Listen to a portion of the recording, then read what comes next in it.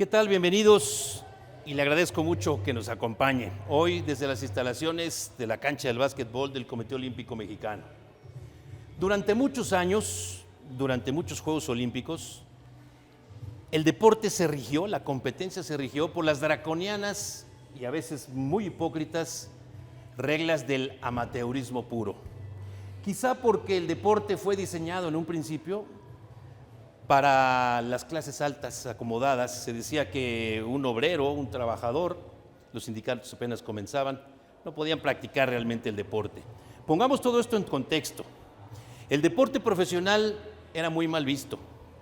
Era solamente para los peleadores en la calle, era solamente para los que podían recibir unas monedas, los que decían se venden y se prostituyen por recibir dinero por practicar el deporte. Pongamos eso en contexto. Reglas que duraron, ¿qué le puedo decir?, de principios de siglo hasta ya entrado el siglo XX. Podríamos decir que hasta previo a la Segunda Guerra Mundial. La Segunda Guerra Mundial que lo cambió todo. La Segunda Guerra Mundial que cambió en la posguerra y quizás hasta 1980 el actuar y el caminar de toda la sociedad. El deporte no es lo más importante en la vida política, económica, social y hasta religiosa de una sociedad, pero es su reflejo fiel. De 1948, en donde por cierto México quedó cuarto lugar en el básquetbol, en 36 habíamos quedado en tercero, qué lejos aquellos tiempos. Hasta 1980 vino la Guerra Fría y con esto la hipocresía. Los gobiernos se dieron cuenta de las bondades del deporte. Triunfar en el deporte era como triunfar en una guerra. Ejemplos por montones. Estados Unidos, China, que no participaba en los Olímpicos hasta 1988, pero que decía tener los mejores deportistas del planeta. Unión Soviética, hoy Rusia en una buena parte, los países de la Europa socialista, Cuba, que se codeaba con las grandes potencias. Los gobiernos no manipulaban, pero sí apoyaban mucho más allá de las exigencias. Era pues la Guerra Fría. De regreso al básquetbol, los países llamados del primer mundo, encabezados por Estados Unidos y Canadá, seleccionaban a sus estrellas universitarias, becados todos ellos y por supuesto bien entrenados y, como dicen en mi pueblo, bien comidos. Los socialistas a su vez enviaban un arsenal de miembros de sus fuerzas armadas también disfrazados, bien entrenados, bien comidos, mientras que los del tercer mundo enviábamos lo que podíamos.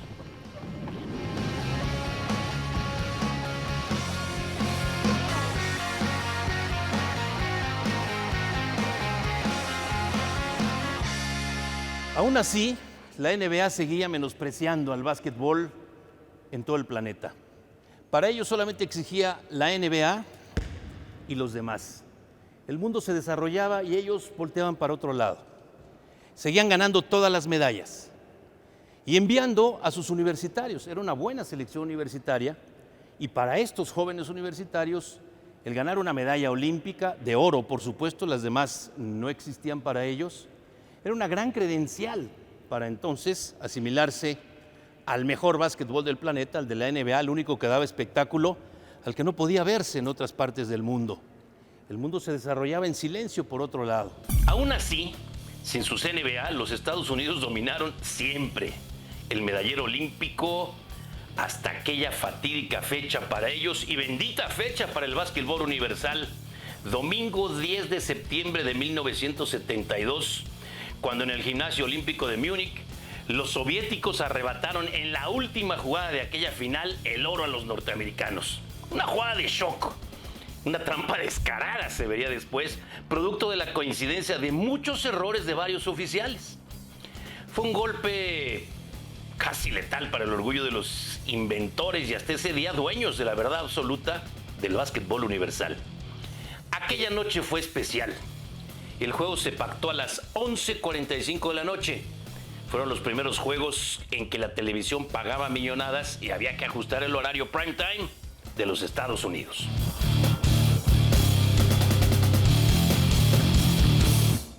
Fatídica noche para los norteamericanos, como sea, una gran noche para el básquetbol universal.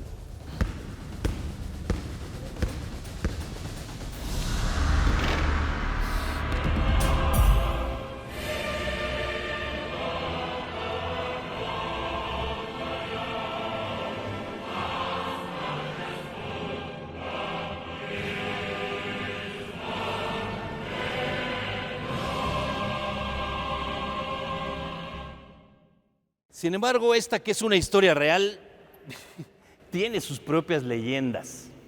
Dice una de estas leyendas que el entrenador del equipo norteamericano, Hank Iba, le había pedido a sus jugadores dosificar el esfuerzo. Recordar que el partido era a las 11:45 de la noche local, horario poco usual, insisto, por los temas de la televisión. Y así, al dosificar el esfuerzo, el equipo podría ir de alguna manera pastoreando. Recuerde que en la mente de los norteamericanos había una sola cosa: el oro es nuestro y luego los demás. Así lo decía la historia. Sin embargo, el primer tiempo termina 26-21 en favor de los soviéticos. ¿Por qué no digo rusos, ahora soviéticos? Porque los soviéticos siempre estuvieron basados en Lituania, hoy país independiente, para el gran básquetbol. Para la segunda mitad, los norteamericanos universitarios tuvieron una reacción impresionante, muy a su estilo. Habría que recordar que entonces las Alemanias estaban divididas. La Alemania occidental, donde está München, donde está Múnich, que es en donde se celebraron estos juegos, y la Alemania oriental. La Alemania occidental absolutamente en apoyo de los norteamericanos, y con ese empuje y el orgullo herido, se acercaron a tal grado que faltando 6 segundos, la distancia se redujo a un solo punto en favor de los soviéticos.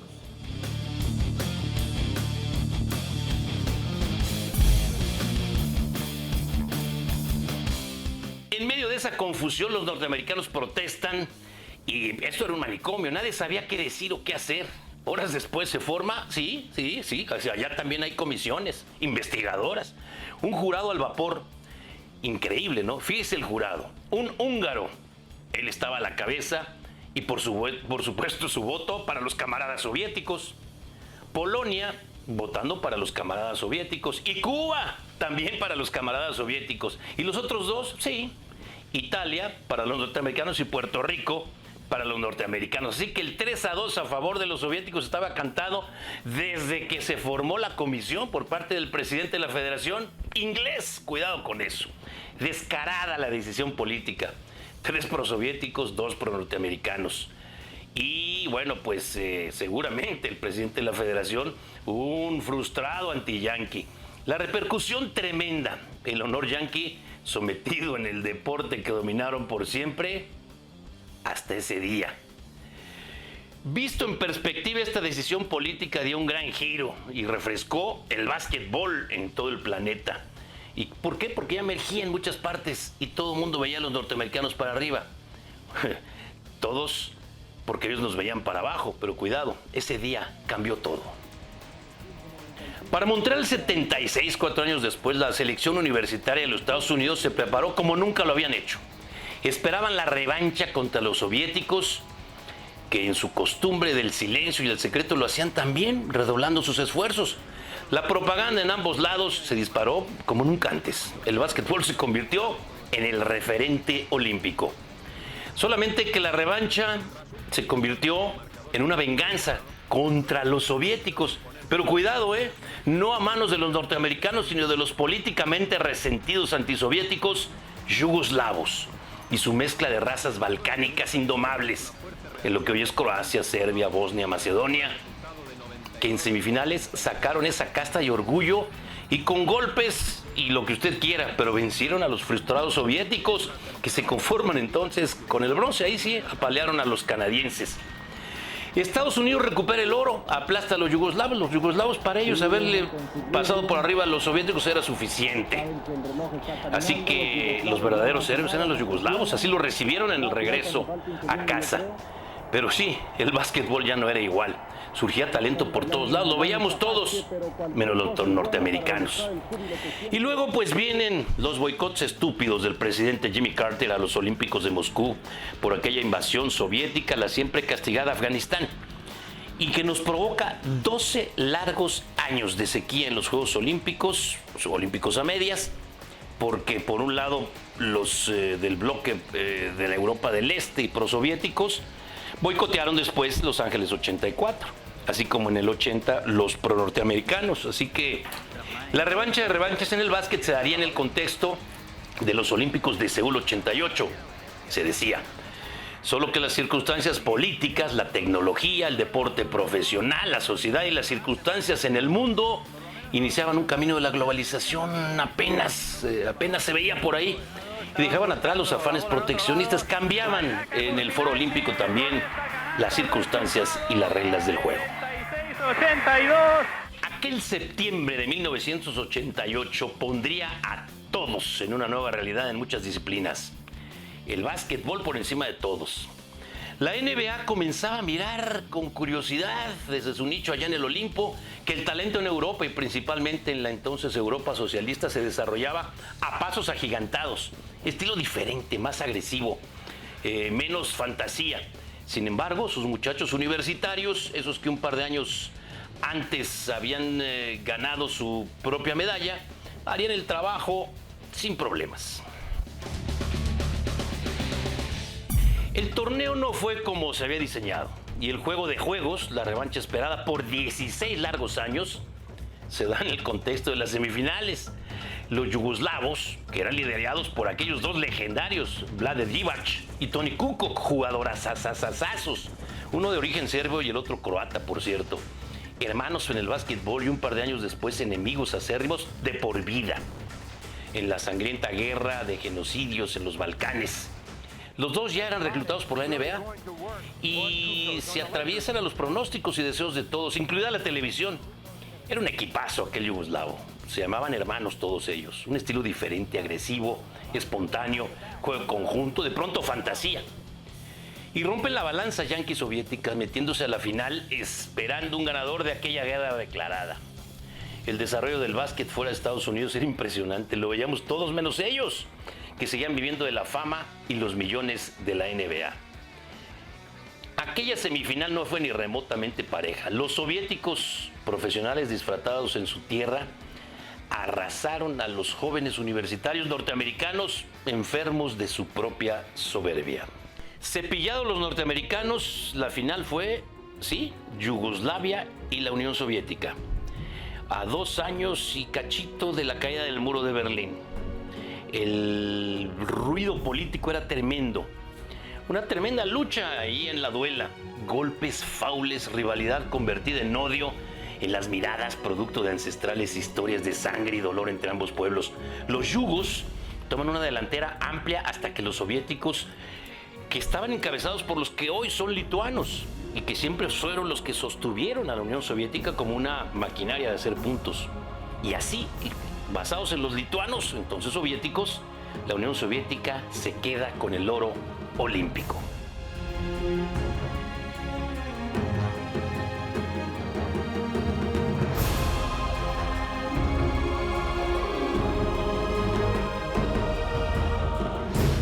A partir de ese momento ya nada sería igual.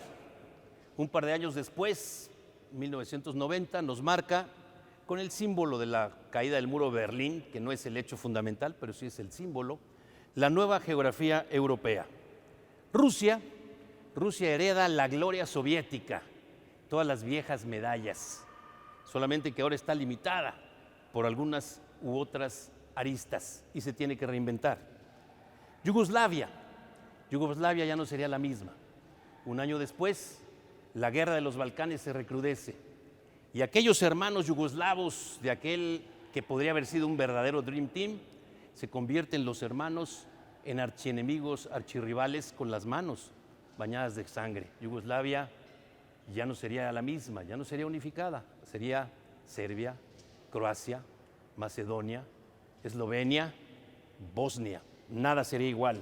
Lituania asume su rol con orgullo nuevamente como un país independiente. Ya no tendrían que sacar más aquella banderita de Lituania que fueron obligados a esconder en semifinales y finales anteriores. Nada sería lo mismo. Y la NBA presiona a la FIBA, Federación Internacional del Básquetbol, para cambiar las reglas.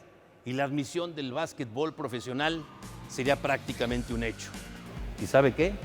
La regla se cambió. Y aparece entonces ese Dream Team maravilloso.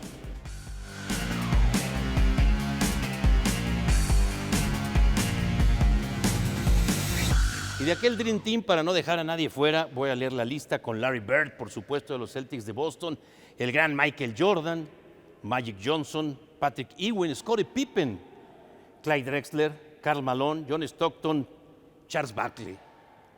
El mensaje sería sencillo y sutil. Vamos a hacer a un lado a los niños universitarios, porque a partir de hoy, el básquetbol lo juegan los hombres. Soy Alfredo Domínguez Muro. Hasta la próxima.